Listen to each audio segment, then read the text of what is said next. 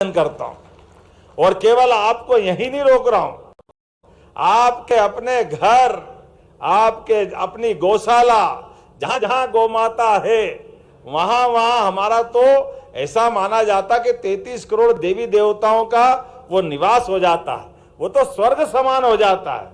धरती पे स्वर्ग कहां, जहां गौमाता और गोपाल वही स्वर्ग है, उससे बड़ा कौन सा स्वर्ग का स्थान होगा।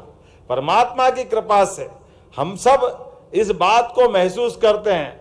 धीरे धीरे करके दुनिया भी जानने लगी है भारतीय गौवंश की गौमाताओं का, उनका जो अपना अलग अलग परिस्थिति के साथ तादाद में बिठाते हुए भगवान का विशेष आशीर्वाद हमारे गौवंश गौमाता के साथ है। आज के इस अवसर पर जब हमारे राज्य स्तरीय गौशाला सम्मेलन की बात कर रहे हैं और यहाँ अलग अलग प्रकार की गौशालाओं के माध्यम से आप सबसे जब मैं बात कर रहा हूं तो ये बात तो सही है कि हमारे बीच में हमारा अपना जन्म भले अपनी माता ने दिया और हमारी माता की अपनी सीमा है, लेकिन जहां मां की सीमा समाप्त होती है वहां से गौमाता की सीमा चालू होती है। यह अलग प्रकार की हमारी संस्कृति है। इसलिए हमारे घर के अंदर भी अन्न की अगर रोटी बनती है तो पहली रोटी पे हक हमारी गौमाता का होता है। ये हमारी संस्कृति है, ये प्रकृति से हमको जोड़ने का काम भी करती है। गौमाता का भी जीवन देखो, अपने बच्चे के लिए भी दूध देती है, लेकिन हमारे लिए भी अमृत बचा के रखती है। ये और कोई नहीं कर सकता, ये केवल गौमाता के ही अपने परमात्मा ने भाग्य में दिया है। और इसीलिए भगवान कृष्ण का भी कोई नाम बोलो मत बोलो, लेकिन जैसे ही गोपाल कृष्ण की जय बोलो वो आनंद में डूब जाते हैं। बोले गोपाल कृष्ण भगवान की। और इसीलिए जब भी ऋषि मुनियों का नाम आता है, कोई भी व्रत संकल्प की बात आती है, जीते जी तो ठीक है, शरीर भी छूटने वाला है, तो आखिरी में गोदान करा करके ऐसा लगता है कि परमात्मा ये जीवन तो धन्य कर दे, आगे की तेरी इच्छा है। भगवान भी प्रसन्न हो जाते हैं। ये परमात्मा की लीला है। और हमारे लिए तो आज बदलते दौर में एक बार जोरदार अभिनंदन करें यशस्वी प्रधानमंत्री श्रीमान नरेंद्र मोदी जी के माध्यम से। पूरा देश बदल रहा है, दुनिया देख रही है, हमारे अपने वर्तमान के देश का जो मान सम्मान बढ़ रहा है।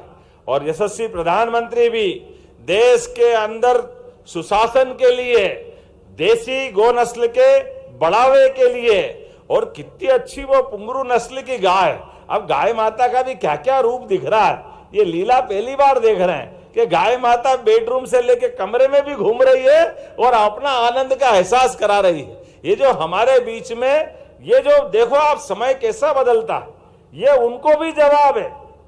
अरे ये पता नहीं कहां से आ जाते विदेशी लोग हम पे शासन करने, और आकर के क्या क्या छोड़ जाते भगवान जाने।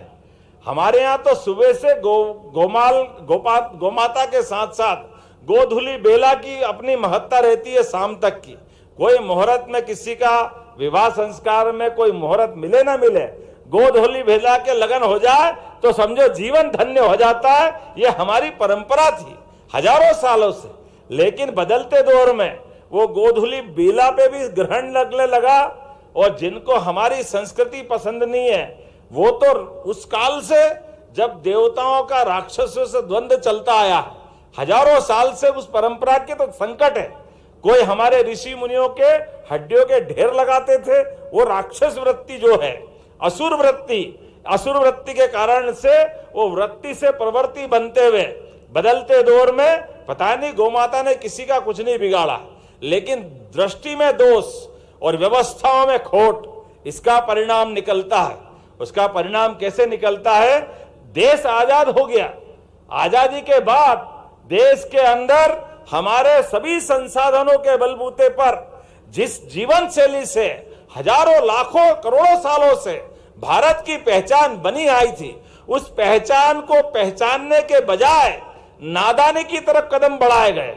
और नादानी की तरफ कदम बढ़ाने के दुष्परिणाम क्या है आप अपन सब देख रहे हैं। हमारे गांव की, हमारी प्राचीन गांव के अंदर, गांव तो महात्मा गांधी जी के शब्दों में भारत की आत्मा सच्चे अर्थों में गांवों में ही बसती थी। लेकिन दुर्भाग्य के साथ गांव और गाय का संबंध अलग अलग नहीं होता है।